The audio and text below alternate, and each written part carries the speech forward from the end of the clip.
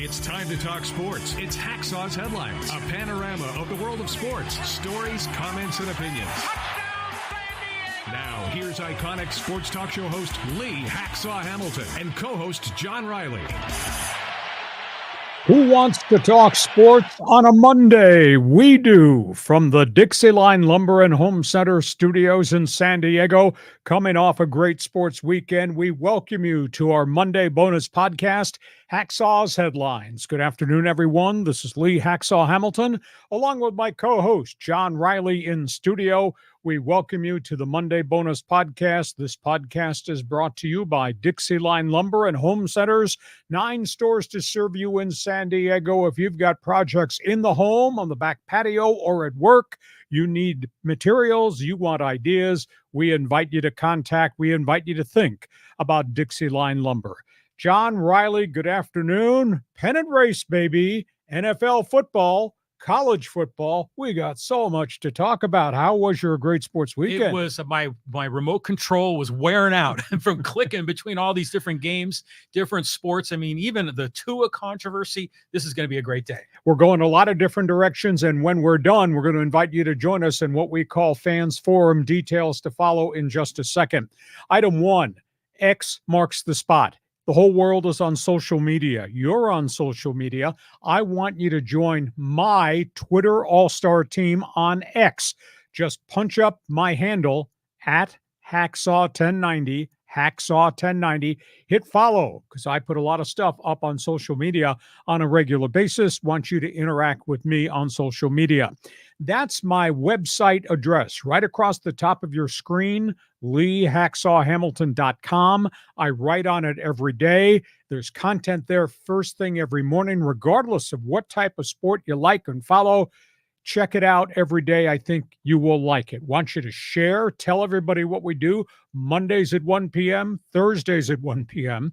Invite you to subscribe every time we put something up on the YouTube channel, and that's a lot of different days of the week. In addition to our podcast, you'll get a notification of what is available, so subscribe so you will get the alerts. And when we're done with the topics on the table today on the Monday Bonus Podcast, John Riley's segment takes over. It's called Fans Forum. Just explain to the followers on the live stream how it works. Yeah, so if you've got a question or comment in the world of sports for Hacksaw, now's your chance. So just type it in the live chat, Facebook, X, or on YouTube. We'll get you involved in Fans Forum. We're going a lot of different directions on this program. John, pick a topic because I got opinions on everything. Yes, you do. Yeah. Okay, we're talking Padres-Dodgers. This pennant race is just dynamite. Oh, what an unbelievable final 2 weeks of the baseball season that we have ahead of us. You got the Padres opening the homestand with Houston. You got the Dodgers finishing up in Atlanta and then coming home with an opportunity to try to regain their momentum. The Padres, a 1.5 lead over Arizona, 3.5 lead over Atlanta in the wild card race, 3.5 lead over the suddenly struggling New York Mets in the wild card race. Meanwhile, they get the Houston Astros here to begin this short homestand, final homestand regular season, and then they get the Chicago White Sox to finish out the homestand. The money players are earning their money. One night it's Tatis with home runs. The next night it could be Machado's bat. It could be Machado's glove. It's Musgrove coming off the deal and dealing like he used to deal when he was totally healthy. The big boys are playing at the most important part of the season, big-time baseball. Quick response on the Friars? Oh, what a great sweep. And you had Musgrove and Cease, throwing 6 shutout innings each. And then even Perez looked pretty good for a while. The pitching was fantastic. If you're a Giants fan, you got to be, how in the hell they're not scoring any runs? But the Padres were so dominant, and there was a lot of defensive moments over the weekend. Great time to be a Padre fan. Are you worried about Suarez? His ERA in the last month is 6.14. This is the guy that was at 1.42. He doesn't have bite in his fastball. He's got velocity, but it's straight balls, a 6.14 ERA. Wow, not the same pitcher. Not the same guy. Yeah, I mean, he's always Bobby fastballs. To your point, in the bite, you see that run, that kind of second gear when it's halfway, to the plate. we're not seeing that quite as sharp and as crisp as Suarez. You wonder if Schilt would ever rearrange the order of the back end of the bullpen. He was asked that question yesterday, and he indicated not at this point, but Tanner Scott has closing ability, and obviously Jason Adam has closed too, so there are insurance policies there if they need to give Suarez additional rest or if they want to rearrange the rows. That's Padre baseball, Dodger baseball. I don't know where to start with this because some of this is really catastrophic. The Dodgers knew the history of Tyler Glasnow, #1 draft pick, Pittsburgh Pirates, all the elbow problems there, went to Tampa Bay, dominated, elbow problems. They knew what they were getting into when they gave him $136 million guaranteed, and now he's had the elbow flare-up, and now he's got a sprained elbow ligament. There's such history. They took a gamble that might not work out because I don't think he's going to pitch the rest of the season. Meanwhile, we had the unbelievable heroics for the Dodgers in the 9th inning of Sunday's game in Atlanta when they scored 7. It looked like it was going to be a lost weekend of the Braves because the Dodgers had stopped hitting. Walker Buehler, some days good, some days not so good. Boy, Sunday, he gave them 6 vintage Walker Buehler innings. That was pretty impressive. Huge question, though. What starters are you going to trust in postseason for the Dodgers? And then, by the way, outside of Michael Kopech and his 100-mile-an-hour fastball, are there any other relievers you can trust out of the Dodger bullpen? These are big storylines. Big storylines because Shohei Ohtani, Showtime, a week ago was told, you're going to cut back. You're not going to throw bullpen sessions. We'll just want you to concentrate on the DH thing. Glasnow gets hurt. Ohtani goes back and starts bullpen sessions again. And the theory is Dodgers may use him in the postseason out of the bullpen 1 inning at a time. He's had 6 bullpen sessions so far. Last one on the weekend in Atlanta, he threw 25 fastballs and breaking pitches, no problems at all. Meanwhile, Dave Roberts, the manager, just continues his pronounced vote of confidence to this team, even though they've been struggling to play above 500, seems like for the last month. Dave Roberts says, I believe in the talent, I believe in the character, I believe in the will to win. We will win. We are the Dodgers. So there's a ton of different topics here as it relates to Dodger Blue. The podium is yours. The podium is mine. First of all, Glasnow, you're right. There was a lot of risk with that guy, but he's good when he's healthy. He's a dominant pitcher. Past tense. Past tense. So I saw the report. He's likely done for the regular season. Could he maybe make a comeback in the playoffs, or he's out? I think he's out because you need ramp-up time, and we're going to get ramp-up time while the playoff games are going on. Yeah, so because right now they're hunting for any kind of pitcher they can find. The Ohtani situation is interesting. I'm doing the timeline in my mind. When did he have the surgery? Because it wasn't like a regular Tommy John. It was that brace surgery, right? Mm-hmm. So the recovery period for that must be a lot shorter. Brace is 8 to 12. The other is 14 to 18. Okay. So he had it in the middle of that last Angel season. Mm.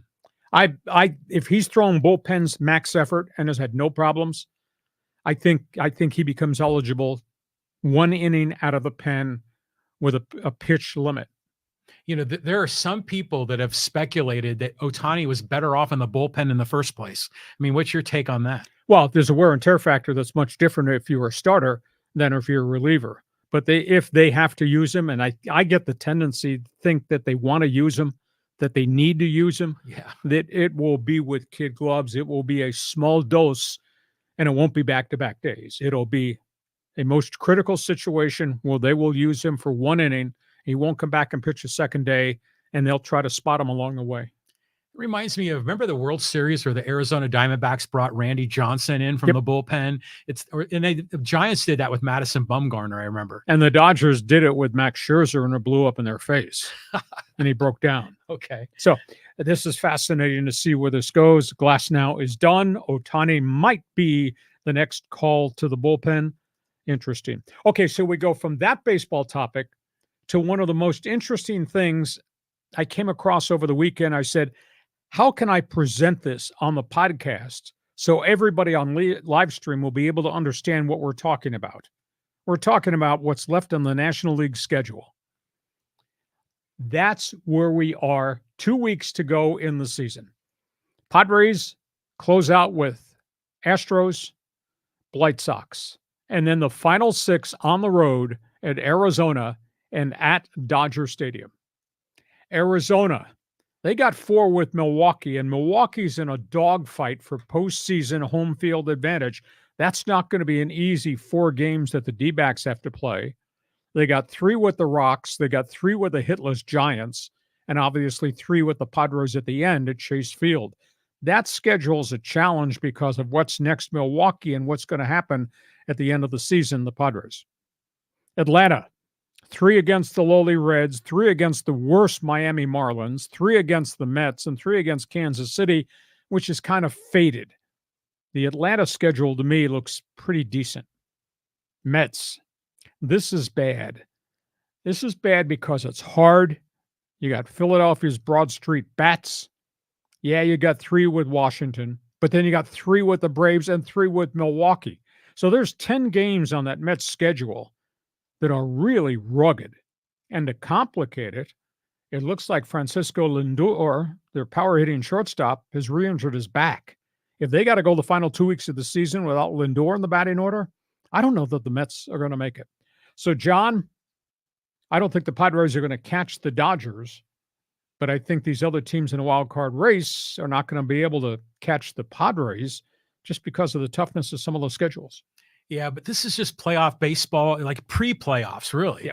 And this is when it's really exciting. And we're doing the scoreboard watching, and I love this vibe during this time of the year. But yeah, you get through, for the Padres perspective, the White Sox looks like a layup, but it's going to be tough the whole way through. And it is interesting. It makes you wonder what the motivations of the other teams are. Like, are they as desperate to win as the Padres? Because, like you say, the Royals are fading. The Padres are getting the Astros. Yeah, they're in first place by 4. I think it was 4.5 in the AL West. But are they going to be like all hands on deck to win like the Padres are? Well, there's 2 weeks left. You don't want to give anything up now and let somebody catch you in the rearview mirror. Mm-hmm. That's a big issue. Actually, put those numbers back up there for a second. So, the Padres are facing Bregman and Jordan Alvarez in Houston. Then they get Arizona. Arizona's getting all their injured guys back. They're going to have a full lineup effective tonight. And then you got 3 at Dodger Stadium.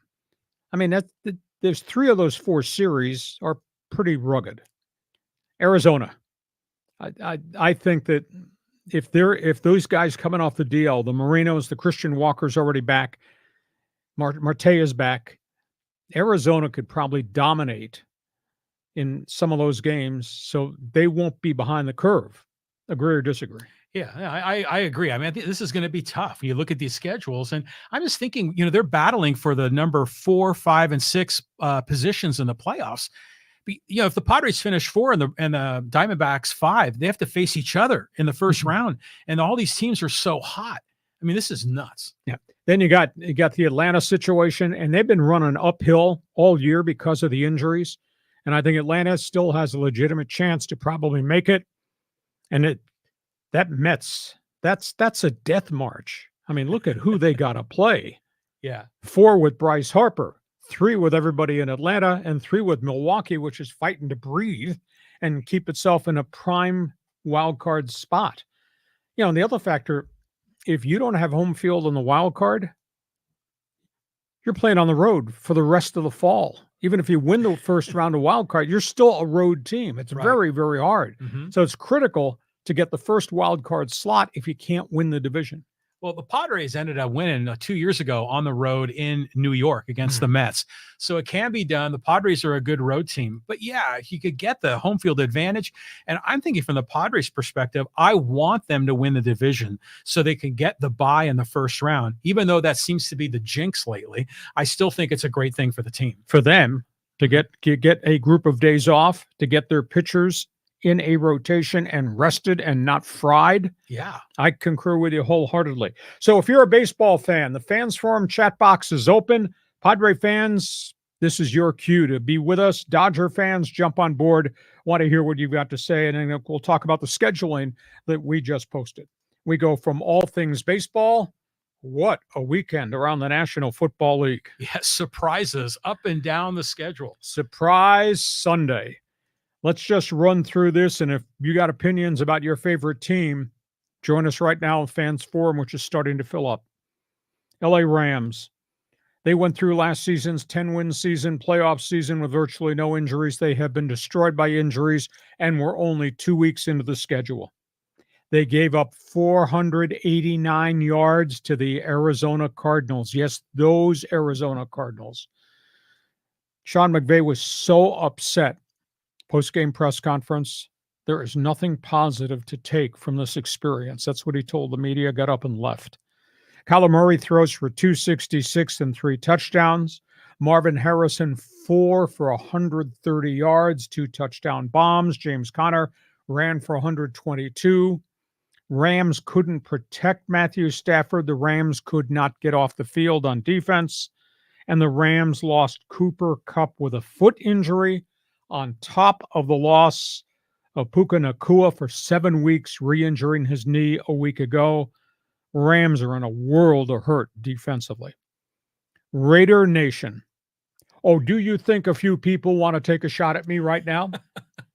The Raiders won in Baltimore. I didn't think they had a chance of winning in Baltimore. Hell, you didn't think they had a chance. I don't think a hell of a lot of Raider Nation fans who sobered up thought they had a chance. They won. They changed their playbook. Luke Getsy, the offensive coordinator, took a lot of heat for play calling, whom he used, whom he did not get the ball to in the loss to the Chargers. They changed their scheme. Devontae Adams and Brock Bowers combined to catch 18 balls for 208 yards in Baltimore. Right on. They gave up trying to run the bleeping football. Now, I will say this, the defense played really hard. They targeted Lamar Jackson, would not let him break containment, made him stay in the pocket, made him throw. Jackson wound up finishing for 247, but it was a real scuffle. And they survived Gardner Minshew. At the beginning of the game, Minshew's line had touchdown, interception, fumble, 3 sacks in the first couple of possessions. I thought, this is going to be a nightmare. But they started to distribute it to the big money wide receiver and the number 1 draft pick tight end, and whole things changed. It's amazing the Raiders didn't do it the first weekend of the season when their defense played so well against Justin Herbert. Third game. Now, please explain to me Dallas Cowboy football. Please explain to me how New Orleans goes into Jerry's world and puts 44 points on the board against the Dallas Cowboys. Derek Carr throws for 242, couple of touchdowns. Alvin Kamara, 115 yards rushing. He scored 3 times. Touchdown passes of 57 and 70. They absolutely torched the Cowboys secondary. What a stunning setback it was for Dallas at home to New Orleans. New Orleans, whose coach Dennis Allen's on the hot seat. New Orleans, which has scored 91 points now in its first 2 games. First one, though, was against Carolina. That's just absolutely amazing. Tampa Bay wins in Detroit. I didn't see this coming. Detroit really plays with its hair on fire at home at Ford Field. Baker Mayfield goes for $185 and a touchdown. Chris Godwin, the Penn State receiver, caught 7 for 111. The Tampa Bay defense, 2 picks. Even though they allowed Amor St. Brown, the wide receiver, to catch 11 for 117, Tampa Bay picked off Jared Goff a couple of times, and that was the difference in the game. The BUCS won in Detroit. That's an upset. San Francisco. Your 49ers lose in Minnesota. Justin Jefferson, 97-yard touchdown catch and run. Sam Darnold throws for 268 and doesn't turn it over. What a wasted performance. Brock Purdy went for 319. The young running back Jordan Mason ran for 100. Debo had 8 catches for 100 yards. And the 49ers lost in Minnesota. Oh, by the way, Brandon Ayuk, thank you for the holdout. Thank you for not being in game condition and shape. He's contributed virtually nothing the first 2 weeks of the season. Niners lose Minnesota. Kansas City, hell of a game. 6 lead changes. Finally put away Cincinnati and their young defense on the final play of the game on a Butker field goal. It was a shootout. Mahomes, Joe Burrow has no fear of anything at Arrowhead Stadium. He just plays unconscious. Cincinnati's defense had 3 takeaways in the game, but young defense. Young defense commits mistakes. They committed 8 critical penalties in the game. Kansas City gets the win, 6 lead changes. That was pretty cool back and forth, but they pay a price. Isaac Pacheco, tough guy running back, may have a fractured ankle, could be gone. So suddenly Kansas City's, they got some depth problems at wide receiver, and now they don't have their heavy-duty tough guy running back. Chargers win in Carolina. Best free agent pickup maybe in Charger history, at least 2 weeks into the season, J.K. Dobbins, 131 yards rushing. He had 4 double-digit runs, including runs of 43 and 61 yards during the course of the day. Bolts had 223 yards rushing, 353 yards in total offense, and Bryce Young looks lost. What a shame, because no matter what he's trying to do, he doesn't have enough weapons around him in the Carolina offense. He's 2-16 as a starting quarterback in the league. He's panic-stricken. His footwork is terrible. They don't have a lot of wide receivers. There's just not a lot there. And it's too bad because they're wasting what looks like a pretty gritty defense. So Carolina, they might be 2-15 this season on top of what happened last season to Bryce Young. Not very good. So, John, those are the games that I pulled off the tape that I watched, paid attention to. Go ahead, make a comment or two. A comment or two. Well, first of all, the Raiders, man, going into Baltimore, that's huge. That's a big, big deal. Oh, now you're jumping on the freaking bandwagon. Well, I'm still a Raiders guy, man. This was my team back in the 70s when I was growing up as a little kid. And, all the crap that Minshew has been getting, including from the two of us, questioning his ability. What a wonderful thing for him to go in there and be so successful. So I think that's fantastic. The mystique is rolling. It's coming back. The Niners losing in Minnesota, I was shocked by that, just like I was shocked by the Rams losing to Arizona. They were both beatdowns. But did you see the replay on that 97-yard Justin Jefferson touchdown and what the referee did running alongside them through that whole play? It was unbelievable. The referee was just as fast as the receivers. Keeping up to him. He was. It was incredible. Chargers, you got to feel good about them. But, yeah, Bryce Young is just a mess out there. And it was interesting, like you say, the footwork, the announcers, they were talking about how he was always on his toes. He wasn't getting his heels planted, so he didn't have enough leverage to make that throw. That was interesting analysis. Oh, what a disaster they are. And this is the prime example of, yeah, it's great to be a high first-round draft pick quarterback, but if you wind up going to a place like 3 Mile Island, what chance do you have to succeed? And Carolina is the 3 Mile Island right now in the National Football. What a disaster. And he's so little, too. You know? He's slight. Yeah. But they're not going to fix it. They're going to need another draft. They need another draft of linemen. They need another draft of skill people to put around them. Not a good story. So you're an NFL fan. Fans Forum chat box is open. Jump in right now. Get into the rotation. Agree with what we say. Disagree with what we say. Bring it, dude. We want to hear what you've got to say on our podcast. And I swear to you, if this guy shows up next week wearing a Raider shirt, he might be doing the podcast by himself, and I don't think you want to follow if that happens. Don't wear a Raider shirt. Okay, I won't. Okay. Hey, we get to halftime. This podcast is brought to you by DIXIELINE Lumber and Home Centers. 9 stores to serve you in San Diego. I use them for doors and windows. I was awed at what a difference it made to my house. John Riley's used them in a lot of different rooms here in his castle and in his studio. What do you like most about DIXIELINE? What's cool about them is if to do decking, they've got all the great redwood lumber for decking, but they've got all those composite decking that will last like 50-year warranties on some of these things by manufacturers like Trex and Timber Tech and Fiberon. Great selection. If you got to redo your deck in your backyard, go talk to the people at DIXIELINE Lumber. In-house, on the job, or out by the pool. Think about these people. They've got the materials. They've got the experience. They've got the reputation. DIXIELINE Lumber.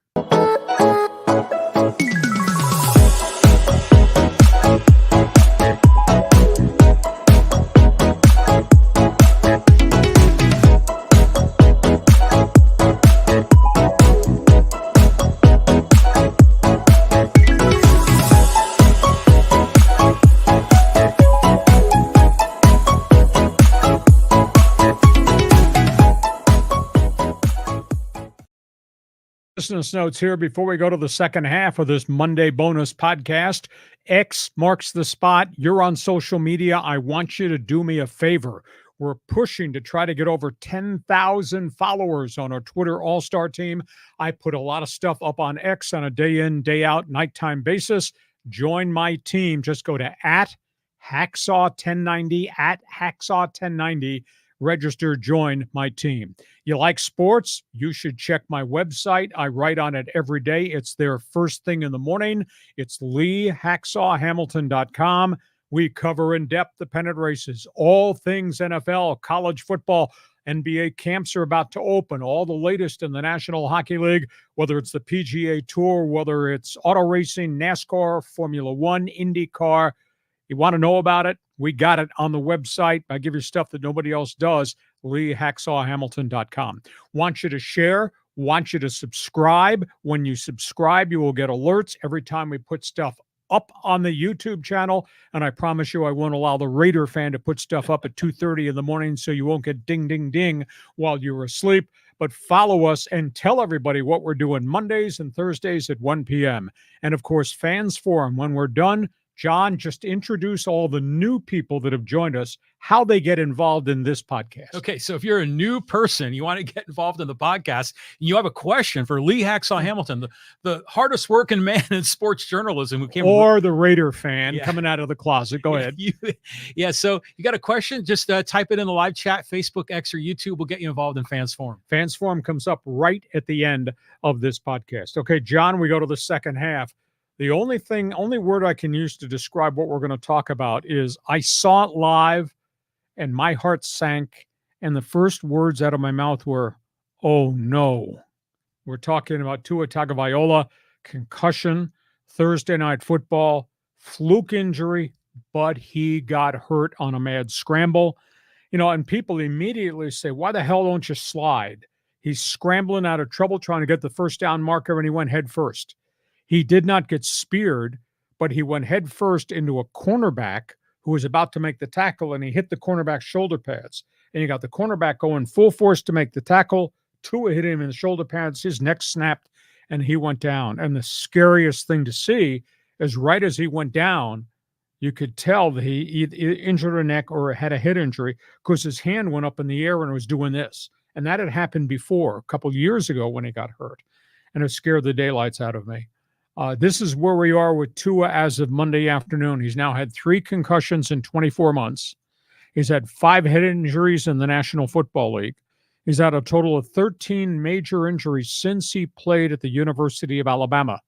And, after he had the back-to-back concussions 2 years ago in 2022, he went through a real different learning curve in which they really taught him hard about staying in the pocket. And if you have to scramble, go out of bounds or go feet first. But in this case, John, I just think it's the instinct of the player took over. And he's trying to get to the first down marker and he dives rather than go feet first, which probably would not have gotten the first down. But that's just the instinct of the player competing to forget about what he was taught over the last calendar year and do it. It's really scary. Mike McDaniels, the head coach, very upset. He's got a good relationship with Tua intellectually, in addition to football. Very upset at the media, almost chastising the media. Don't ask me about his future. Don't ask me about whether he should retire. This is his decision. It's his life. And we need the input from the neurologist and from the NFL doctors, and then follow the protocol. But don't bring that up. He got really upset. And then he got furious the next day when Antonio Pierce, the Raiders' mouthy coach, said he should retire. And then he got upset when the head coach down in Jacksonville, Doug Peterson, said, if it were my quarterback, I would tell him to retire. And then he got upset when Shannon Sharp went on ESPN and says there's more to life than just football on Sundays.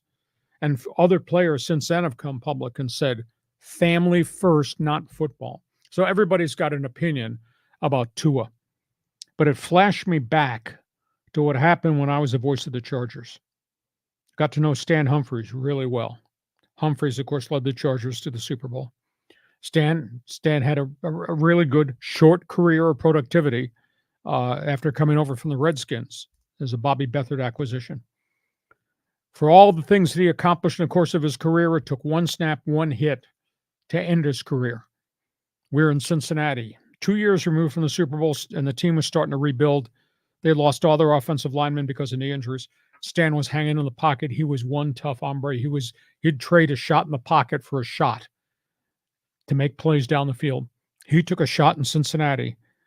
Raynard Wilson, linebacker, pass rushing specialist, ran right over him. Stan went backwards, cracked his head on the turf. It wasn't that Wilson hit him helmet to helmet. It was just boom. He steamrolled him. Stan never recovered. He had headaches. He had problems with his eyes. He could not handle light. He had some memory loss along the way. And at that point, at the end of that season, he said, I can no longer play because I can no longer function. And that was from one hit. He had never, ever had a concussion before. And that flashed back after I saw Tua go down neck first into the back of the turf and saw that arm shoot up as if he was crippled and paralyzed. I thought of Stan Humphries. I'm not going to say what the young man should do, but when you've had these recurring issues, in essence, you become concussion prone. It's easier to get hurt the second time, easier to have it happen a third time. And we know quarterbacks are going to get hit. And we know that some may be a violent act, some might be unintentional, some might be just bad luck going down. You hit a player's knee, or in this case, you hit a shoulder, or you get spun around and you hit your head at the wrong angle on hard turf. I don't know what he's going to do, but I think his career is really in jeopardy because he's become concussion prone. That's my impression, what I saw, how I reacted to it, how bad I feel, because he's a pretty good young football player. John Riley's perspective. Yeah, you hate to see this. I mean, it was a really sad story. To your point about when you have one, the second one is easier to get. He got hit, but it wasn't like a destructive hit. It just seems like he's more apt to get concussions now. So a medium-sized hit to him is like a big one. And so you took it's weird how everyone's jumping on the bandwagon. He should retire. He should do this. You should do that. I agree with you. Let him make his own decision. It's his life, his career. And it's possible that he may love football so much that he might want to still continue to play, even though he knows he's at risk. Because some guys are like that. I mean, their whole identity is wrapped up into the sport. He'll make the decision on what's best for him. He'll get good advice from medical people, from family, from coaches. But we just got to let it play out. And I love his coach. The coach is handling it perfectly with the media. I would assume that this is probably a 6 to 8 week thing for evaluation and recovery. Yeah. And there'll be all types of protocol and tests that he will have to go through and pass. Not only is it the neurologists that will give them the scouting report about severity of concussion, the ability to come back from this concussion, then he's got to go through the NFL team doctors protocols at the league office level as to whether or not they recommend he should be allowed. And then the Dolphins people will handle it as a third tier of information. But it was a fluke injury. And the weirdest part, the guy that made the tackle is DeMar Hamlin, the one that nearly died on the football field from the heart attack 2 years ago in Buffalo. Just absolutely amazing story. Coincidence there. Yeah, very strange. So if you got an opinion on Tua, what should he do? You got an opinion about the league? See, I don't think, because the game is so big and so fast and so physical and so strange, I don't think you can do that. Now, if he had been wearing the Guardian cap, would the blow to the head have been a little bit different, because a Guardian cap would have diffused the power of the back of his head hitting the turf? Might have. Is this a prime example? I was told there's only 4 guys in the league that are wearing Guardian caps in the regular season. 4 guys. Just 4, because it doesn't look cool, probably. But I would imagine that the hit that he took, even if he was wearing the Guardian cap, I don't think it probably would have made much difference, because all I can picture is somebody's brain sort of rattling around inside the skull. And if you're already bruised and you've got other problems going on in there, you could have extra padding, but that's not going to resist the jostling of your brain inside the bone. Except though that the Guardian cap is thick, and the Guardian cap would have diffused the force of the head. Okay, maybe a little, yeah. So something to consider down road. If you're an NFL fan, you saw it, a pretty scary hit. Join us in Fans Forum. We'd like to hear what you've got to say. Next topic on the table, staying on the football page. College football and UCLA and San Diego State. This was a rough weekend. Tough weekend for the Aztecs. They open and, they struggle for a half. Here's what I think. We're 3 games into the season. San Diego State has played 2 quarters of really good offensive football. That was the second half against Texas A&M Commerce. That's it. They got shut out by Oregon State, and they got stomped by the Cal Golden Bears. They're all, in addition to losing 2 games by blowout nature, they lost the starting quarterback, Danny O'Neal. The worst part of Aztec football right now, a little bit overscheduled. I'm not pushing any panic button. I'm not going to be critical of Sean Lewis. Look who you played. You played 2 Pac-12 teams with 2 green quarterbacks. Both of them have never played before. It's going to be a tough learning curve. Once they get through this bye week, this week comes at the right time. This bye week for San Diego State, they fix the offensive line problems, and it gives them another week to get Danny O'Neal, the starting quarterback, totally healthy to get him back on the field, because a week from now they go to Central Michigan, and then after that, then they play everybody in the Mountain West. So they'll be playing their own people. They won't be playing up here. Offensive line. 15 penalties for this team in this game. Most of them on the offensive line. 39 penalties in 3 Saturdays of football. It is really hard to believe. Defense, as hard as they played against Oregon State, they played that hard against Cal, but they wore out. They're on the field way too much. Gave up 473 yards. I thought Javance Johnson, playing his first game ever at college football level, he struggled, but man, there's a lot of athleticism in that kid. He was 13 for 29 for 156 yards. So Aztecs, take a deep breath. They got to fix what's wrong in the offensive front with all these penalties. Sean Lewis must wake up in the middle of the night screaming about 3rd and 11, 3rd and 17. He had one. He was 3rd and 30. Yeah, where in a playbook have you got to play for 3rd and 30? You don't. Yeah, so that's where we are. UCLA. Is it too early to say maybe they hired the wrong guy as head coach, Deshaun Foster? They have not looked competitive at all. His game management has looked really weak. They won the first week of the season against Hawaii, which isn't very good. And then they got smoked at home at the Rose Bowl by Indiana and their transfer quarterback, Curtis Rourke. By the way, Ohio University Bobcat. Hey. He threw for 307 and 4 touchdowns for IU. Ethan Gerbers, quarterback, UCLA. UCLA starting quarterback, big-time football, Big Ten, throws for 137 and scuffling.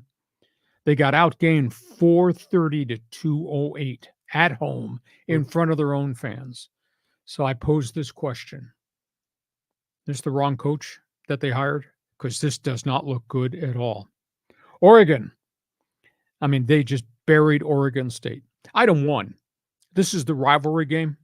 This is the game that was always played the last game of the season, Thanksgiving weekend, in the rain, the cold, the mud back in the day. Oregon State Civil War. Yeah. Been played since the 1890s. Why the hell is it on the 3rd weekend of the season? Civil War game, Oregon makes a statement. Dan Lanning, all he wants to do is win. He doesn't give a crap who they beat or how much they beat him by. He just wanted to guarantee that Oregon State will never recruit a kid in the state of Oregon. They beat him 49-14, and they mashed him. Dylan Gabriel was pretty impressive, throwing the ball deep for the first time this season. By the way, the other rivalry game up there is called the Apple Cup. Washington State. That sucker is the last game in November. It shouldn't be played the 3rd weekend of the season. Washington State ambushes the Washington Huskies. 24-19, rebuilding year at the UW. Johnny Mateer, we're going to see him down here in a couple weeks when Washington State comes to play San Diego State. He goes for 307 all-purpose yards in the Apple Cup win for the Cougars. He's had 3 straight really impressive games for Washington State. And then we got the next storyline here is on the Pac-12 conference. I've been told that there are a lot of pressure points on the Pac-12 to take the next step almost immediately to add 2 more after having added the 4 from the Mountain West. They want to get this to 8 so they can go to the networks and say, this is who you're going to televise. This is the kind of money we want for who is going to be in our conference. I've been told there's a lot of pressure on the Pac-12 to reconsider and look at Air Force. Bring them in because that's a national brand and that's an identity school with class and dignity. And in essence, it's not only just the Denver TV market, it's everybody who's ever wore the blue representing the Air Force as a commissioned officer or in the service. And there'll be a lot of eyeballs attached to anything related to Air Force football. And if Air Force is in the Pac-12 as the 7th member, I don't know where they're going to go get the 8th. Please don't tell me Memphis State. Don't tell me Tulane. That's ridiculous. Texas San Antonio, last I checked, was getting beat 57-6. Nah. So I don't know where they're going to go get an 8th one.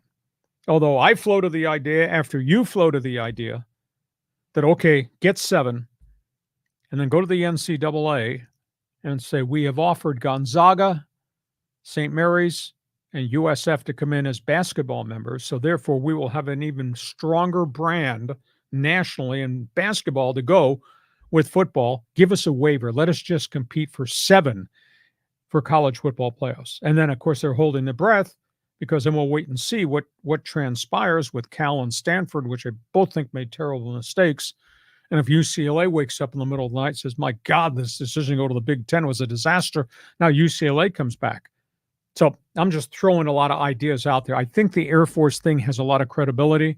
And then I think Cal, Stanford, and maybe UCLA, that'd give them much more credibility rather than be Mountain West 2.0. Credibility be something like the Pac-12.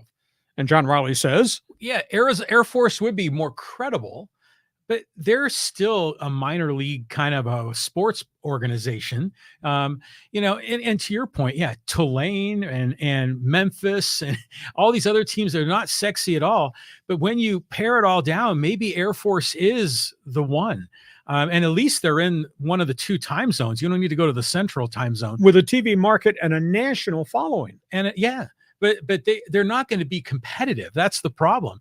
I remember the whole thing about Air Force is that they never had a good basketball team because the players weren't tall enough to fit in the cockpits. Is that a true story? Yes. Okay. So anyways, just to go back and comment on some of these other teams, that Aztec game was a freaking disaster, a big hot mess. I mean, I was watching that. I was rooting for the guys. The penalties were just mind-boggling. But the question I have is when we started, talking about the Aztecs, when Sean Lewis came into town, we weren't sure who the QB was going to be, but I had assumed that AJ Duffy was going to be competitive for the number 1. Why isn't he playing? I concur with you wholeheartedly, except O'Neal is much more athletic than Duffy. That's how he won it. O'Neal has responded really well to pressure, accuracy, etc. Maybe they're not seeing that from Duffy in practice. And then Johnson comes out of Oakland, and the kid is tall. He's 6'4". He's wiry. He can run and move the pie. He's much more athletic than even Danny O'Neal is. So I was kind of impressed considering he was under siege. And I asked Sean Lewis today, I said, what's it like to coach 2 green quarterbacks? Because neither one of these kids have played at this level and have kind of hung in there and they have competed. But, they're forever wiping out big gains because of holding, procedure. It's nonstop stuff. And every time I turn around, Sean Lewis is in his playbook. On the back of the playbook, last page, there's no page there for 3rd and 17 or 3rd and 30. That was just brutal to watch those guys. But I was still, my heart's in it. I mean, I understand how difficult it is for them. Javance Johnson, he did show, but it was interesting. His passing mechanics are almost sort of sidearm. Mm-hmm. It was a little bit odd. The UCLA thing was interesting to me because Indiana, you usually think of as at the bottom half of the Big Ten. And boy, they just put a whooping on UCLA. So where does that put UCLA as it relates to the Big Ten? That's what I'm thinking. They may go over through the whole Big Ten. And the Oregon game, Dylan Gabriel, I still, not just because he's a lefty, but he has the body of a Steve Young. Mm-hmm. If you took away the Oregon or the Oklahoma gear and replaced it with 49er number 8, he's got the same body type on top of being a lefty, the same scrambling ability as Steve Young. I think it's a second coming. He doesn't run like Steve Young ran, though. Yeah, but he still runs well, but not as well. He doesn't run for gains. Mm-hmm. He runs to move the pockets. I've been kind of impressed with him. Okay, you're a college football fan. hey, you need to cycle us in and get into the chat box. Give us your opinion. Last topic on the table. This is going to be fun to follow. Yeah, Team USA, this new coach, is he already making waves? Mauricio Pochettino takes over. We know about his track record in Europe in the English Premier League. We know what he did with Paris Saint-Germain. He gets signed to a $6 million a year contract. Press conference last Friday. First meeting with his team on Saturday. He had a lot to say. Mauricio told the players, I am challenging you to achieve what the U.S. women have achieved. U.S. women have won 4 World Cups and an Olympic gold medal. He says, I want you to believe that under my leadership, with the 3 coaches I'm bringing in who were with me in Europe, you will win. And then he told them, we will compete. And competing is different than just playing the game. That's in-your-face, fast-tempo, physical football. And he says, I look at this roster. This is a good generation of players in the Americas that we have inherited. So really positive, but flashing his credential of what he accomplished at Hotspur, at Chelsea, and at Paris Saint-Germain. And the players, led by Christian Pulisic, know his track record with young guys. And what has he got on that roster? Lots of young guys. Gio Reyna. Oh, yeah. Balogun. Yeah. He's got a ton of young guys who he will coach up. So this is fascinating going forward. And now they'll go to their workouts. They have workout windows where the players come back on loan from England or Italy or Spain, wherever they are, or Mexico, and they'll practice together. They'll play a couple friendlies. So he'll have access to them for small windows of time to implement the system, practice. They'll play a couple friendlies. So this will be fun going forward. It got to be a soccer fan out there. I mean, when the whole Berhalter thing was going on, we got overwhelmed with people and fans formed that had opinions about soccer. What do you think about Mauricio as the head coach of Team USA? What do you think?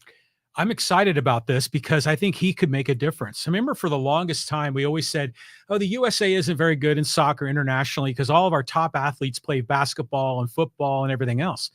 But, you know, you don't need to be that big of a guy to be a really good soccer player. And they're getting a skill because a whole bunch of these guys are gone to play abroad and they're practicing and playing in those leagues, and they're coming back here, for that window to work out and learn and then wear the colors and play. Yeah, so I think to that point, I think there's a lot of highly skilled, athletic soccer players in America, and we've kind of been building and building, but then the coaching never seemed to kind of get us to that next level. So this could be an inflection point on the curve. Track record here, this guy and what he's accomplished, pretty impressive. And can you imagine Raider 49er fan who got deported and wound up here in San Diego, speaking as if he knows all about soccer? This is kind of amazing what this guy's bringing to the podcast. Hey, back in the day, I worked at the San Diego Sports Arena when the San Diego Sockers were playing back in the day, selling popcorn up and down the aisles. That was a lot of fun. Soccer is a great sport, and I would love to see America more widely embrace it. I broadcast in the sports arena. You were probably walking around, popcorn. I did the Cleveland Force indoor soccer games. We played here against the San Diego Sockers, and I think it was the era of Stevie Jungle. Yes. And great Julie V. Oh, yeah, that was phenomenal. It was unique. And that was when they were drawing really big crowds. Oh, they would sell it out. Yeah, not 1,200, but big crowds. Yeah, it was rowdy. I mean, it was a great time, and they put on a good show. Cleveland Force, that was you. That was me. All right, hacksaw spotting in the early 80s in San Diego. Yeah, we had a center, or I think it was called a midfielder at that point, indoors, from Argentina. And he had this huge, long last name. Good guy. His name was Ruben Astigarraga. Oh, wow. And that's tough during a broadcast, so I just started to call him Ruben 11 letters. And everybody knew who he was. He was really good. He was 6'3". He could run like hell. And we had a Central African forward. I think his last name was Tutu. Short guy, built like a fire hydrant, and he could run. It was like the indoor game was made for his game. And he'd come up the pitch, the floor, and he'd bounce it off the sideboards, and then he'd dart, take the rebound off the sideboards, walk in and score on a goalkeeper. I've never seen anything like it. And he kept doing it. And the defenders just had no clue what the hell he was doing. And I think his nickname was Baby. I think it might have been Muhammad Baby Tattoo. And he That's awesome. He would bring it up the side. Defender would come to get him at the line. Mm-hmm. He'd either bounce it off the glass or bounce it off the board, ricochet around the defender, walk right in the score. It's just the most amazing thing I've ever seen. That reminds me of Jamal Franklin on the Aztecs throwing the ball off the backboard, getting the rebound, and then making the shot. Yeah. Hey, time for Fans Forum. This podcast is brought to you by DIXIELINE Lumber and Home Centers. 9 stores to serve you in San Diego. If you've got projects, just think about these people because they got the material. If you're looking for ideas, these can be your best friends, a.k.a. your consultant at DIXIELINE. John, where do you want to go? Let's talk some Dodgers here with Swellin' Sausage. He goes, hello from Lakeside Fortress in the Eastern Sierra. Dodgers Glasnow left Dodgers and Roberts have no idea where he is. He's done for the year. Yeah, he really is. And there's a lot of second guessing going on. I knew this guy had elbow problems with the Pirates multiple times. Tampa Bay, he had the same thing flare. And yet the Dodgers gave him this mega contract, hoping he would hold up. And he pitched really well for the first third of the season. Then he started to give ground, and then he had physical woes. It's tough. There's no doubt he's the ace of somebody's staff. The thing is, do you get a whole season out of him? Do you get 30 starts out of him? And that's not the case. So in Swell in all probability, he is done for this season. And I just don't know where they're going to go to get trustworthy starting pitching once you get beyond Flaherty. And you have to hold your breath with Yamamoto. Now, he pitched 4 good innings in the first game coming off the long stretch on the DL, but you don't know what you're going to get from him. And there's talk that if Kershaw pitches, and he has yet to throw off the full mound, he's throwing flat ground, but that's different planting your foot to throw because you got the toe injury, the bone spur. That's different than throwing off a mound as you land, etc. If Kershaw comes back, they're talking about him and Ohtani maybe being 1-inning guys out of the bullpen. Please tell me, if you're a Dodger fan, where's the rest of the starting pitching going to come from? Because Buehler is here, and then he's here. Mm-hmm. You never know from start to start what you're going to get. We saw vintage Buehler on Sunday, but prior to that, Walker Buehler got lit up. Dodgers, I think, have got enormous pitching problems. Well, remember at the beginning of the season, we thought they had too many pitchers. Sure. And so imagine if they had the depth of an average organization in MLB, they would be toast right now. So they're still putting these guys together. But the Glasnow deal, didn't they trade for him from Tampa and then sign him when he got here? Because wasn't he in the Pepio deal there with Tampa and 3 other guys? They gave him $136 million as a part of an extension. Yeah, exactly. So, it's a ballsy move, but, thank God they've got, what is it, Gavin?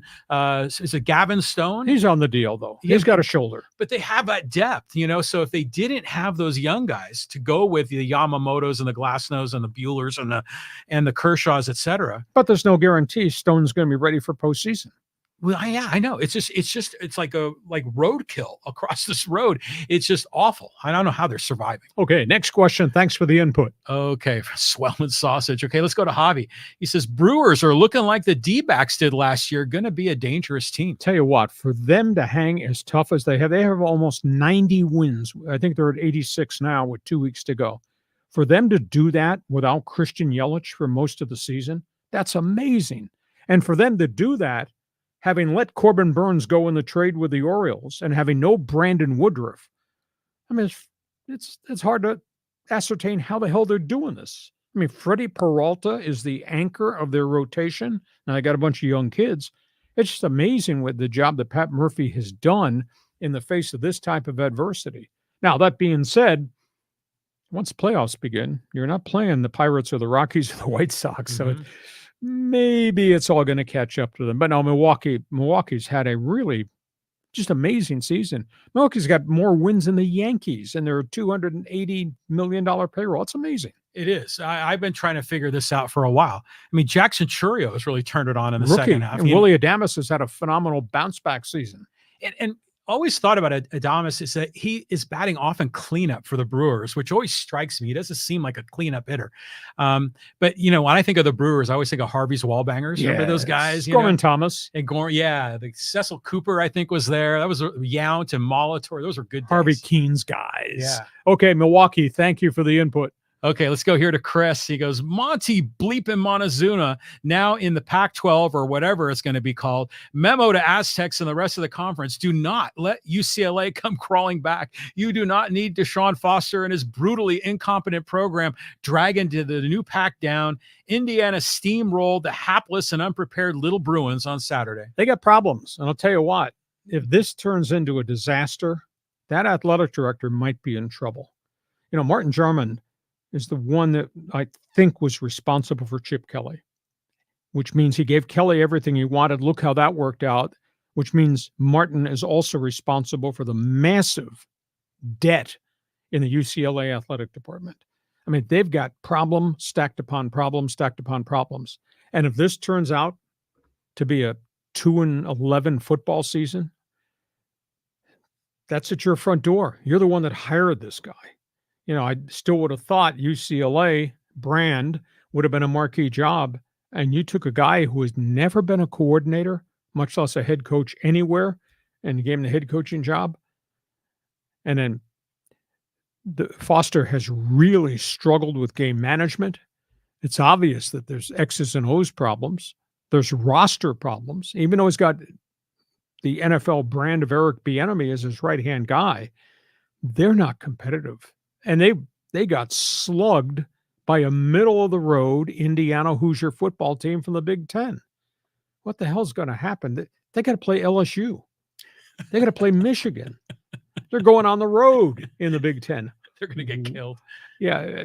So at the end of the day, this pile is going to wind up at the front door of that athletic director. This might cost him his job. Yeah, it's looking bad. I mean, for the longest time, you'd always think of UCLA as like one of the pillars of the Pac-12. Sure. You know, and it wasn't just because of John Wooden in basketball. The football program was great. And you knew they had so many other sports programs that are all very successful. And to see it come down to this, I mean, it's almost like a Mountain West team now, you know, the way they're playing. What was the rationale for Foster? Was it just because he was an alum and they wanted to, you know, have a feel-good story? Contacts. He knew a lot of people, and he had been a viable running back coach in the National Football League. He had a nice little career in the pros after a brilliant career with the Bruins. But at the end of the day, not a lot of experience there. And obviously his roster has been depleted, and they got a late start on recruiting. This doesn't look good to me. I watched the UCLA game because I was enamored. I wanted to see Indiana's quarterback, Curtis Work, because he played at Ohio U where I went, and his brother had preceded him and set all the passing records. This kid started 3 years with the Ohio Bobcats and did really well and erased a bunch of the passing records his brother had established. So I just wanted to see how he was doing, and I looked up, he's throwing touchdown passes, and all of a sudden, man, it was 40 to 13. I said, wow. Yeah. So I thought he'd be okay in the Big Ten because that is a step up from the Mid-American, but I never thought UCLA would be down here. It makes you wonder also with Eric Bieniemy, the way he's such a forceful coach and he's in your face. I wonder how that works with the college teams as opposed to the pros. Well, but he coached in college before he went back to the NFL. Actually, when he left the NFL, he went back to college. A lot of people don't know this. You know, you make all this money in the NFL. You live a unique lifestyle. He gave all that up to go back to finish his degree. You know, he's from the inner city here in Los Angeles. Mm-hmm. He went back and got his degree so he could become a graduate assistant. Nice. I think it was on Bill McCartney's staff at CU, and they were really good. Yeah. So then he became a full-time assistant, and then he moved around, and then he wound up going to the NFL where he had a tremendous run under Andy Reid.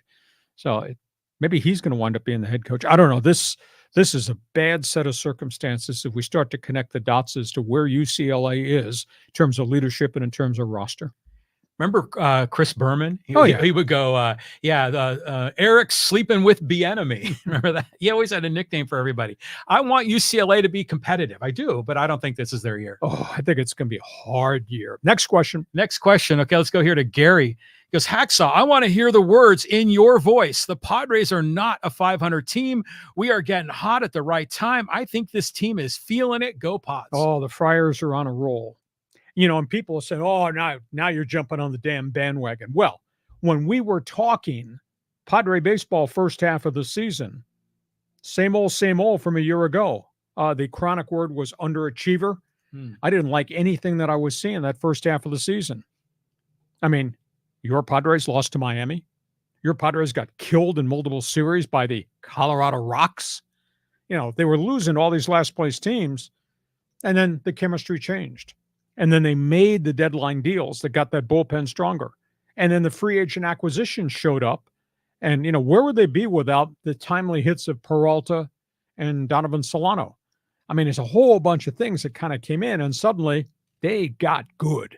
And the big money guys are playing really big-time baseball right now. Whether one night that's Tatis, the next night it could be Manny, it could be anybody. So that this team has come together. And tell you what, we're going to the playoffs, and I don't know whether they finish second, whether they're the top team in the wild card. I don't know whether they can actually catch the collapsing Dodgers.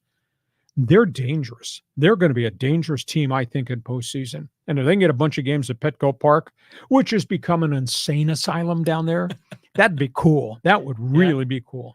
Isn't it interesting when you watch the team, when they're going through their bad stretches and Manny comes up, you know it's not going to work out. You know he's going to swing and miss down and away. But when they're hot like this and Manny comes up, you think he can do no wrong, and he typically will get that big hit.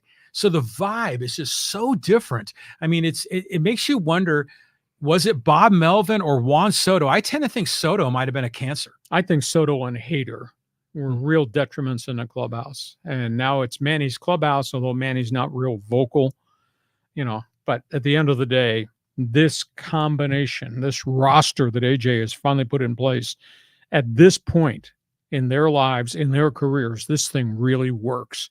Now, who knows a year from now, if it'll be the same. Players are never the same from year to year. But this moment, as we're in mid-September with 2 weeks to go, I wouldn't want to play them in postseason because this team has really come together. You know who I'm worried about is Profar. You ever notice not only was he getting hit all the time, but he's fouling pitches off his foot, off his knee. The guy is just like a demolition car. So I'm just hoping he can make it through this season and be productive in the playoffs. He's tailed a bunch in the last month. Jackson Merrill's kind of cooled down a little bit.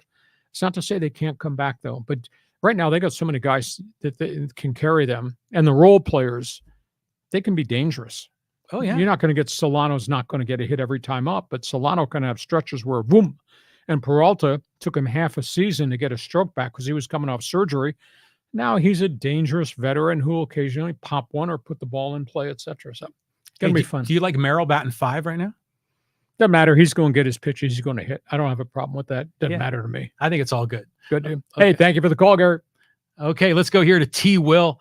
He says, get upset all you want. The player's health should come first. He's making reference, I would assume, to Tua in Miami. I'm not upset. I'm just concerned from having experienced concussions to a guy that I really liked, and I saw what it did to his personal life.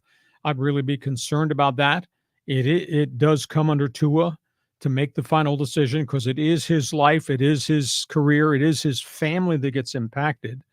But when you've had 3 in 24 months, you know, the likelihood of reoccurrence happens at a faster pace because you've already been hurt a couple, 3 times.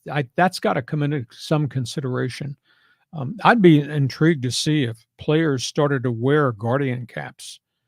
Because right now, Guardian caps on top of the helmet, I mean, the concussions were down like 70% in preseason games and workouts from the guys that wore Guardian caps. Why would you not try it? I don't care. It looks stupid. If everybody starts to wear it, then nobody looks stupid because everybody's wearing the same thing. Well, hopefully the players would see this as an opportunity to kind of, send a signal that we all love Tua, and everyone would wear the Guardian cap and make it so it is fashionable for the players to wear. But you are concerned with him. Do you know, is he married? Does he have children? Yes. Oh, he does. Both accounts. Okay, so he's got some big decisions ahead of him.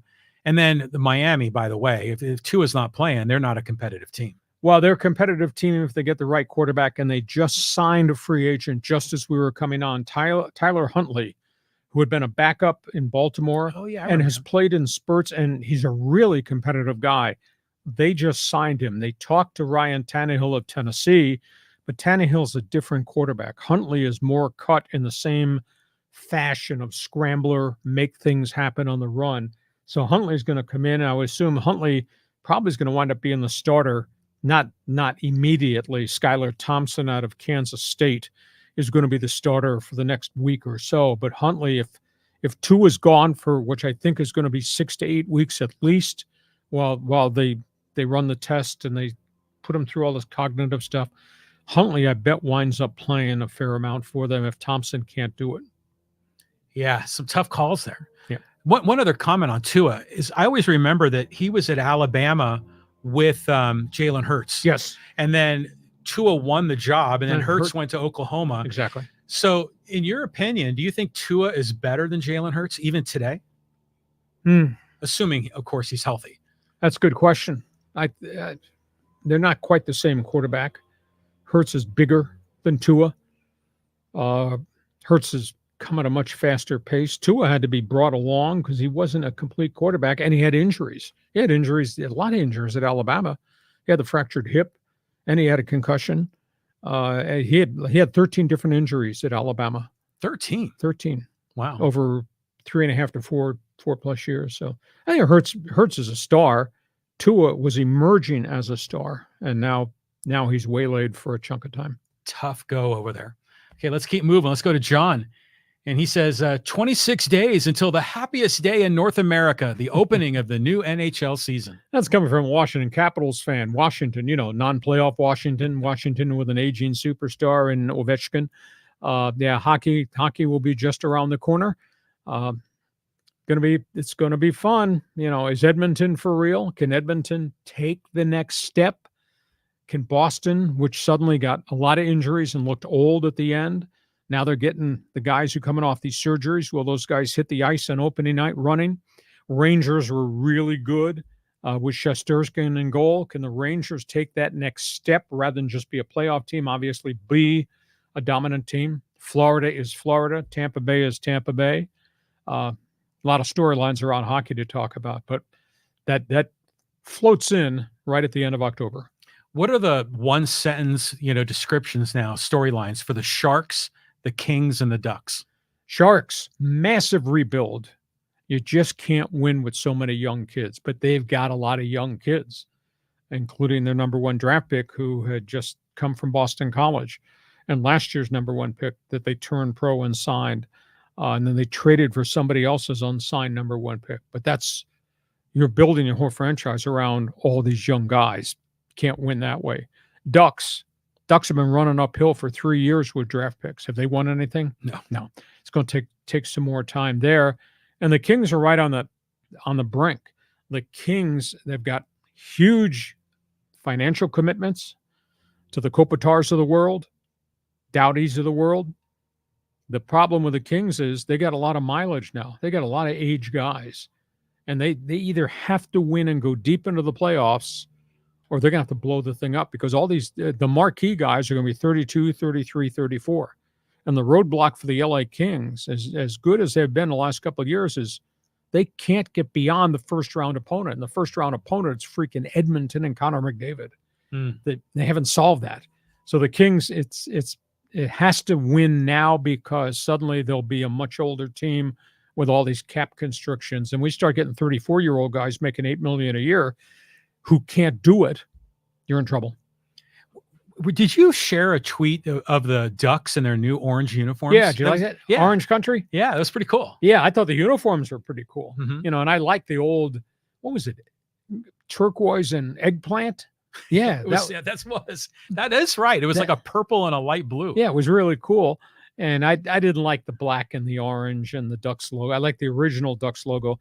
And then great. I mean, hats off to the Ducks and the Gulls people, because they did a marketing campaign this summer that says, "This is Orange Country," not county, Orange Country. But it was a slap at Artie Moreno and the Angels. They won't say that, but I'll say it. Artie Moreno of the Los Angeles Angels of Anaheim that nobody goes to see because they're in last place. So the Ducks came up with this is Orange Country. and debuted these new uniforms, which are predominantly orange and white, and they're snazzy. Just, Google it. You'll see the uniforms. They look really, really cool. Now, do they have a good group of players to put in those new snazzy uniforms? They're awful young. Snazzy. I haven't heard that word in a long time. Okay, old school. Okay, this is a comment about Stan Humphries, I believe, and this is from Surf, Sun, and Sand. He says, I remember that play, the look in his eyes and his what the F am I, or where the F am I, was not good. Well, when I took him off the field, and I knew he had a concussion, his eyes were like saucers, big, and and that's the first sign this is really bad. And they took him to the hospital, and our flight home from Cincinnati was delayed because we had to wait for him to come from the hospital. He had been released, and he sat up in the front of the plane, and I happened to walk up the aisle. We were not allowed to go up the front of the plane where the coaches were, but he was in the back seat, and he saw me, and he grabbed my arm, and I kind of asked him, I said, "You going to be okay with this?" He says, "Well, I'm in a bad situation right now." But he made a comment to me, and I couldn't believe that he even brought this up. That was the week that we had been informed that we were losing the rights to the Chargers. They were leaving our radio station. And I thought to myself, what a hell of a guy this is. He grabs my arm as I'm walking back away, and he says, "How you doing?" He was asking about you. About losing the radio rights. Right. And I said, wow, what a hell of a guy. Yeah. Thinking about me and how I felt considering how badly he looked. And John, he had like 2 black eyes. He looked terrible. And he was asking me how I felt. I thought, what a hell of a guy this guy is. And then I got so pissed later in the season at Kevin Gilbride, who was then the head coach, about to get fired the following year. Gilbride somehow it came up in a conversation about Stan, and Gilbride made the comment to me, well, if he wanted it bad enough, he'd be on the field playing. What? I thought to myself, what a piece of crap thing to say about your quarterback who was badly hurt. And we got to the end of the season, the week after the season ended, and Stan announced his retirement because he could not function. And yet this coach is saying that about a starting quarterback. I was floored that he would ever say something like that. And again, we all have different relationships with different players, but for him to say that about that quarterback, and I knew who that quarterback was and how he was hurt, and I knew what he stood for as a man. And so he grabbed me in the aisle of the plane and said, "How you doing?" I said, wow, what a unique individual, because I wasn't doing real well. I was really upset about what was about to happen to our broadcast crew and happen to our radio station, but that's a long story. But, no one liked Kevin Gilbride. Oh. He was an awful coach, and everyone hated on him. And it's when Stan Humphries came here from the Redskins, Beathard pulled off that trade. He was like a hero. I mean, he came in and saved that team and got him into the playoffs when they went against the Chiefs, I think. Well, Bobby had come from Washington. Bobby knew everybody on the Washington roster. The Redskins hid Stan Humphries on injured reserve. And they kind of dropped hints, well, he has a blood disorder. And Humphries shook his head and said, no, that's not the case. But anyhow, the Chargers made the deal while the Redskins hid him on injured reserve, and they got him. And he got here. It took him a little while. And tell you what, he was a gamer.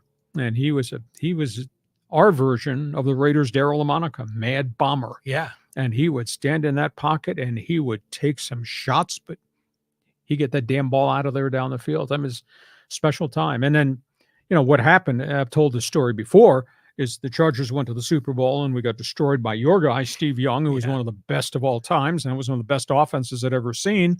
And the next year, everybody's of the opinion, well, we'll get back there. Well, you never get back there because your team's never the same.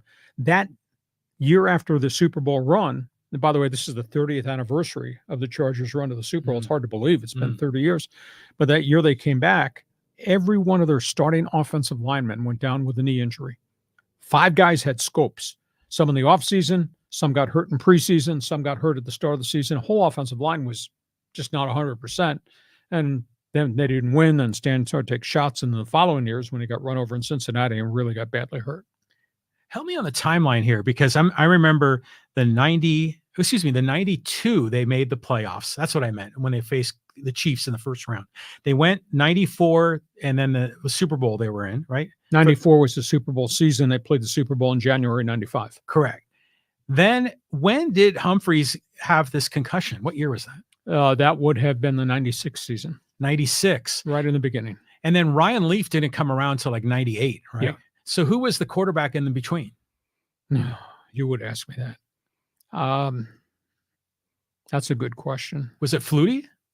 I think Flutie might have been part of that equation. Bobby Ross had gotten removed, and then they had a myriad of people that showed in there. Mike Riley was there for as head coach, and June Jones was an interim coach, and it was just a disaster. But Flutie was there, and Sean Salisbury was there. Bob Galliano was there. Yeah, Craig Wheelahan was there. It was just a mishmash of guys. Yeah, just wasn't very good. Yeah, we sure miss Stan Humphries. He's still on doesn't he golf like on one of those celebrity golf tournaments? He was playing golf. He actually became a girls basketball coach, a high school girls basketball coach outside of Shreveport, and I think he was doing very well. Haven't seen him, haven't talked to him in a while, but I crossed paths with ex-Charger people who were part of his entourage. Nice. Okay, a couple more here. Okay, let's go to 4RXLA. The NL West will come down to the 3-game series in LA next week. Dodgers don't have the pitching to go deep in the playoffs. It's huge, but of course, as we just ran everybody's got about 10 games to go, and we ran that schedule. The Dodgers are running out of pitchers, but they've got this lead over the Padres, and the question is, Dodgers would have to go on a hell of a binge losing streak, and the Padres would just have to run the table to be able to get to Dodger Stadium in a fight for first place. I guess anything is humanly possible, but that's a little bit of a reach. So it's 12 games, right? Yeah. Three and a half games to make up with 12 to go. Yeah, that's going to be tough. Yeah. Okay, let's move on here. Let's go to Mario. And it says, do you guys think the Chargers can win the next 2 games against Pittsburgh and Kansas City? Pittsburgh, that's going to be a field goal kicking contest. Because we know already the Steelers just don't move the football very well with Justin Fields. And I'm not sure that Russell Wilson even be ready to play next week. I guess anything is possible. We also know Pittsburgh is going to try to pound the football with Najee Harris. So they'll try to play ball control and keep Herbert off the field. When Herbert has the football, where the hell is TJ Watt lined up? Yeah. Where's Highsmith lined up? Mm-hmm. Pittsburgh's living off their defense right now. So at the end of the day, I think what we got here is you've got the irresistible force against the immovable object. You got the Chargers offense, which wants to move the football and pound the football, and you got Pittsburgh's U.S. Steel tough defense, which means it's going to be a field goal kicking contest. There'll probably be some turnovers along the way. I don't know how the hell the Steelers are going to score a touchdown against the Chargers, but I know Herbert's going to have a tough time moving the football because Pittsburgh's defense up front, their front seven just causes such heartburn. They're so tough. And how the hell do you block them all? Because they send guys. It'll be a good game. And after that, you got Kansas City. I think the Bolts can win in Pittsburgh. That'd be 3-0 versus Mahomes and company. Oh, that'd be a good game, you think? Oh, yeah. I mean, I think we would say the Chargers are for real if they're 3-0 going into that game. But then the Steelers have a good kicker, just like the Chargers have a good Chris kicker. Boswell's really good. Yeah, because remember, he kicked 6 field goals against the Falcons. I remember that. Only superseded by yesterday when Washington's kicker, who was a street free agent, kicked 7. 7 field goals yesterday for Washington. Well, how the heck did Dicker, the kicker, miss his point after yesterday? I don't know whether he wasn't ready or the ball got snapped or the ball wasn't held perfect. Him to miss a point after, he'd never done that before. And then he had a lousy kickoff that didn't even reach the landing zone. And there was a penalty there. They gave the ball out to the 40-yard line. Yeah. But it was Carolina, which couldn't do anything with the field position. And then Dicker came back, and then he started bombing kicks again. And what an acquisition he's turned out to be. I mean, that's a hell of a kicker was on the street that they signed 3 years ago. Yeah, good for the Chargers. Yeah, let's move on. Let's go to Rap Album Depot. People forget how fast Steve Young was simply because he was a level below Cunningham and Vic. Yeah, but he was really good. And he became he was a great running quarterback at BYU. And he was kind of inaccurate. I don't know if that's a left-hander thing. Oh, it doesn't bother me. I'm left-handed, and I'm right on with everything I do. Of course. But Young was spraying it all over the place, and it just wasn't very consistent. He just got progressively better and better. Of course, he had a lot of time to learn, as the backup to Joe Montana, and then he got his chance. He was a great player. He was a fierce leader, and he walked away from football at the peak of his career because of concussions. But that offense with him and Jerry Rice and Johnny Taylor and the two tight ends and Ricky Waters and running back, God, they were so explosive and so creative. And I mean, that was for a short period of time, that was a really brilliant offense. Just that whole early 90s era was interesting because this is after Montana, and then the Niners had Young, and then Troy Aikman was big. Brett Favre was a young guy, and they were always meeting in the playoffs. Yep. I remember. And Marino was in Miami with the Marx brothers, and you couldn't stop them. Yeah, they were unbelievable too. Mm-hmm. So yeah, Steve Young was tremendous, and yeah, you're right. The concussions are what took that guy down. But the play I remember with him was against the Vikings, and I don't know if it was a playoff game or a regular season where he ran like 50 yards for a touchdown, stumbling and bumbling. Talking about Greg Berman, that sort of thing. He was amazing, and he's had a decent career on the TV media. Yeah, no, I think he's done well post-career. He got started on it earlier, but dude's a smart guy. I mean, he was represented. He's really close to the super agent of that era, Lee Steinberg, and he just came up with the opinion, it is time to step away because I cannot afford to have more concussions. Aikman's had concussions. That's why Aikman walked away from the game too, and he's been very open about it, and he's been very interactive. Troy Aikman's been very active with the people at Boston University, which kind of run the concussion research program.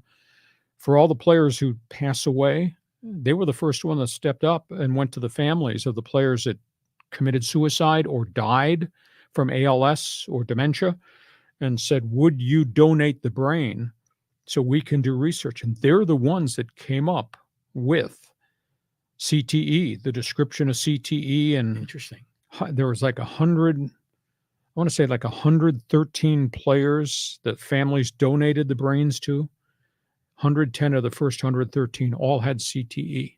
So they become the flag bearer of CTE research. It's just amazing what sports medicine has become just because of those people at BU. And Aikman got involved with them too to help them.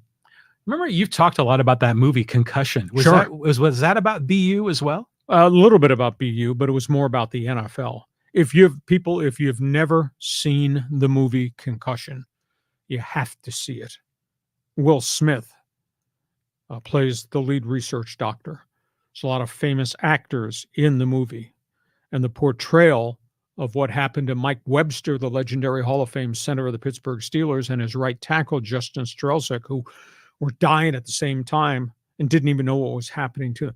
The movie is phenomenal. I'm sure Netflix, I'm sure you can order it off Amazon. Mm-hmm. There's a book that was written that they made. It was written by two ESPN investigative reporters. The movie was made off the book. Just spectacular. And I've told this story before. When the movie came out, they had a preview showing here in San Diego, and this is when the Chargers were here. And I went to that preview showing, and a large number of the Charger players went to that movie. And we came out of the movie after it went 2 hours and 5 minutes. And I stood there and I watched all these players come out of that movie, and they were all whispering to each other. And I just got the sense the players were really pissed off at the National Football League because they believed there was a massive cover-up about head injuries that could lead to this. CTE and the 45 guys who committed suicide, etc. And the movie hit home for an awful lot of guys. And then where did that go?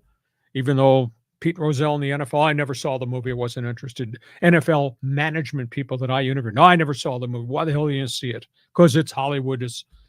Well, BS. Don't tell me it's not true. And months or a year after that came the concussion lawsuit. And right after that, before the trial started, came the $865 million settlement from the National Football League and the payment to the players in the 50s, the 60s, the 70s, into the 80s, and to a degree into the 90s. But the NFL, we didn't do anything wrong. But yeah, out of the goodness of their heart, they wrote a check for $865 million. Yeah, to make the problem go away. Exactly. Well, it's a long answer to the question. If you've never seen the movie Concussion, those of you on this podcast, find it, watch it. It might change the way you feel about the National Football League, but to stand in that theater, and it was in Poway, to stand in that theater and to see 50 Charger players come out of that thing after the preview, they all look really upset and they all look really pissed that, yeah, I think the NFL's been hiding all this data and all this information. And I think it's true. Well, I'm glad they changed the kickoff rules. I mean, I think that's a legitimate good move by the league. It's just going to take a while for us to adapt to it. Yeah. But, you know, they said most of those injuries happen on the kickoff, but then we always hear about quarterbacks. But are any positions more susceptible, do you think, to concussion? Well, think about the combat in the offensive and defensive lines. Yeah. Those guys take blows every snap. Think about Mike Webster. What did he play? 20 years? How many blows to the head he took, and that's why he wound up the way he wound up. And that was back when hands to the face was legal, right? Forearms shivers to the head were legal. That whole Deacon Jones thing, coming off the edge with this. And, of course, it's illegal now, but it was allowed to go on and on. You got to see the movie. If you don't read books, that's okay. See the movie because that capsulizes it. Will Smith did a phenomenal job as the lead actor, as the doctor that discovered CTE. Okay. Listen, we hope you have enjoyed this Monday podcast. This was really fun. We went a lot of different directions. Pennant race, baby. We're headed towards week 3 of the NFL season, and we got another weekend of college football. Hope you'll tell your friends. Want you to share, subscribe to what we offer on the YouTube channel. Want you to join me on my Twitter All-Star team. Just go to Hacksaw1090 on X, hit the follow button, and we want you to inform everybody what we do Mondays and Thursdays at 1 p.m. with this podcast. Because we don't have any friends, and this guy wants to wear a Raiders shirt on the podcast. Give us a thumbs up. Give us a 5-star rating. That would help us a lot. This podcast brought to you by DIXIELINE Lumber and Home Centers, 9 stores to serve you in San Diego. John, take a deep breath. We got Thursday night football coming. Then we go to the 3rd weekend of the season. Have yourself a great afternoon. Yeah, we got Padres Astros tonight. And we got the Dodgers. And we got 2 weeks going to baseball season. This is going to be fun. Hey, we thank you. Hope you're enjoying what we're doing on this podcast twice a week. Tell your friends. Have yourself a great day. This podcast brought to you by DIXIELINE Lumber and Home Centers. Thanks for joining us on Hacksaw's Headlines. Join us again for Hacksaw's Headlines on YouTube, Facebook, and Twitter. And find the audio version on your favorite podcast apps. For more content, go to LeeHacksawHamilton.com.